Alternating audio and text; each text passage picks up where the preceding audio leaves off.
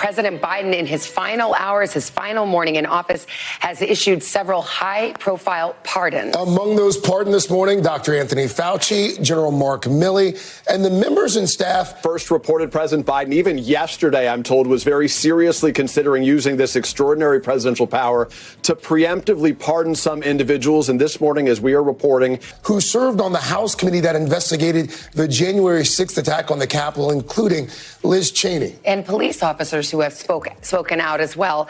Holy guacamole, folks. Did you know that Dr. Fauci has been working for the government for over 50 years? That's longer than some of us have been alive. And in all that time, he's never needed a pardon until now. It is clear that he has decided to do just that in these final hours in office to guard against any potential revenge by the incoming Trump administration, by the incoming President Trump. President Biden just announcing, as you note, that he is pardoning Dr. Anthony Fauci. As in part, our nation relies on dedicated, selfless public servants every day. They are the lifeblood of our democracy. Yet alarmingly, he adds, public servants have been subjected to ongoing threats and intimidation that investigated the January 6th attack on the Capitol. That includes Liz Cheney, Adam Schiff, Adam Kinzinger, among others, as well as Capitol and D.C. police who testified before that committee. I want to share with you part of what the president writes. He said, before we move on, I'd like to ask you a small favor. If you appreciate this content, please take a second to like this video and subscribe to the channel. Over 98% of you watch the videos without subscribing. It costs you nothing, but it makes a huge difference to us. So did you click the subscribe button? Great, thank you so much. Now back to the video, but here's the real kicker. According to a recent poll, 65% of Americans trust Fauci on COVID-19. So why the heck does Biden feel the need to pardon him? Is this about protecting Fauci? Or is it a bigger game of political chess? Stick around, because we're about to connect the dots in this wild political puzzle. In any wrongdoing, he says, nor should acceptance by them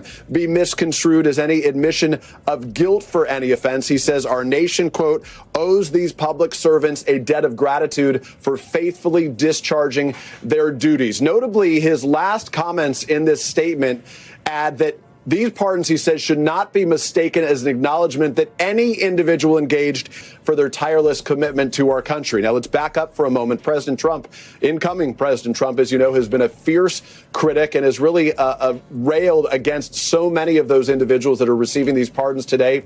Remember when doctors were just people in white coats who told you to say, ah, and gave you lollipops? Well, folks, those days are long gone. Dr. Anthony Fauci, once a respected scientist known mainly to his colleagues and a few nerdy medical students, has become the ultimate political hot potato. It's like he went from being the quiet kid in class to suddenly starring in his own reality TV show. Keeping up with the Faucis. Our favorite little doctor has gone from giving boring lectures about infectious diseases to dodging verbal grenades from the tweeter-in-chief himself. Trump's Twitter fingers have been working overtime, turning poor Fauci into his personal punching bag. Most recently, in late December of last year, Donald Trump verbally attacked Liz Cheney, saying that she committed, quote, egregious and unthinkable acts of crime. That was December 22nd, less than a month ago, of Mark Milley. NBC's senior Washington correspondent.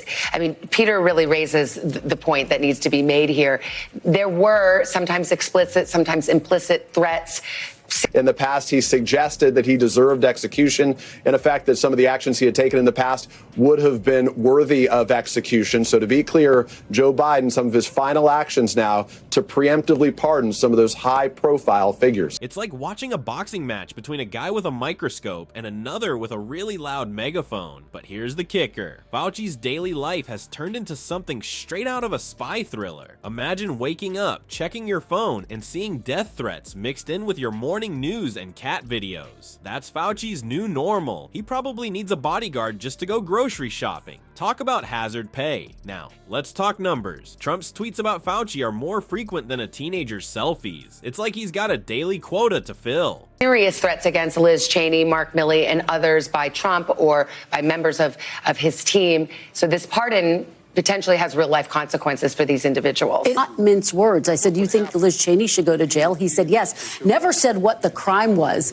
by the way, and since then has not laid out the crime. What's notable is that you have committee members like a Liz Cheney, like Senator Adam Schiff saying, absolutely does. When I interviewed President-elect Trump in December, he was quite clear. He said, I think members of the January 6th committee should go to jail. He did not.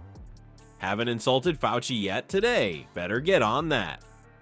But here's the million-dollar question. Is Fauci really in legal danger, or is this all just a big orange-tinted show? Well, hold on to your face masks, because here's the real scoop. Fauci's become such a target not just because of his stance on masks or social distancing. Nope, it's because he's become a symbol. A symbol of what, you ask? Of science standing up to politics. Of facts facing off against alternative facts. It's like watching David and Goliath, but instead of a slingshot, David's armed with peer-reviewed studies and a really stern look.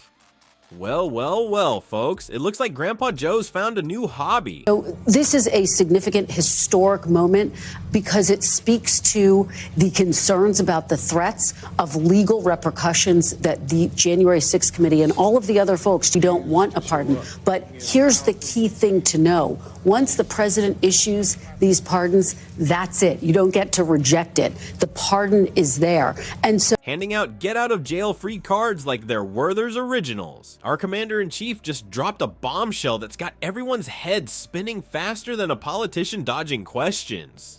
Biden's decided to play superhero, swooping in with his pardon pen to save the day for a bunch of folks who haven't even been charged with anything yet. It's like he's trying to cure a hangover before the party's even started. But here's the kicker. He's not just pardoning any old Joe Schmo off the street. Nope, he's picked a real who's who of Trump's least favorite people. It's like he's putting together the Avengers of MAGA nightmares. Now, you might be thinking, wait a minute, can he even do that? Well, buckle up, Buttercut, because we're about to dive into some legal mumbo jumbo that'll make your head spin. Turns out preemptive pardons are about as clear as mud. The Supreme Court's basically said, yeah, it's cool, but only if the person accepts it. But here's where it gets tricky. Accepting a pardon might be seen as admitting guilt. It's like saying, yeah, I did it, but I've got a get out of jail free card. Suckers. Biden's trying to cover his bases though. He's out here saying, now, don't get it twisted. This isn't me saying they did anything wrong. It's just me being a nice guy.